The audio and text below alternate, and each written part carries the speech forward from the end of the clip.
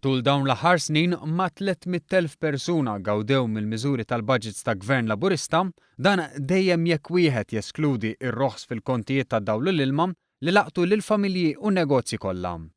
B'hekk filwaqt li l-budget li jmiss se jiffoka sabiex iktar nies igawdu mis-surplus li ġie rreġistrat, fl-aħħar snin wieħed jista' jinnota kif il-ġid diġà beda jitqassam. Fost l-iskemi mdaħla minn dan il-Gvern hemm it-tnaqqis tat-taxxa ta' dħul li tnaqset b'10%, miżura li gawdew minnha 40,000 persuna. Dan apparti li twessaw is-ceilings għat-taxxa ta' dħul biex mal-117,000 qed iħallsu inqas taxxa. Hemm ukoll l-iskema tal-first time buyers li minnha gawdew kważi 16,000 persuna. L-anzjani wkoll ingħataw priorità. Ma' 29,000 anzjan li jgħixu f'darhom gawdew minn għotja ta' madwar 300 euro kull wieħed, dan flimkien ma' żieda fil-pensjoni minima u l-eżenzjoni mit-taxxa fuq il-pensjoni minima fejn gawdew ma' 22,000 persuna.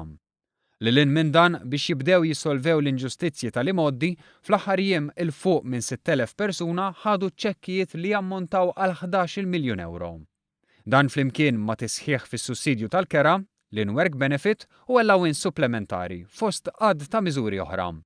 Inizjattivi li juru biċ-ċar kif dan il-Gvern ħadem bil-għaqal u investa sabiex l-ekonomija tkompli tikber u tkun waħda fejn il-ġid li jinħoloq jitqassam b'mod ġust.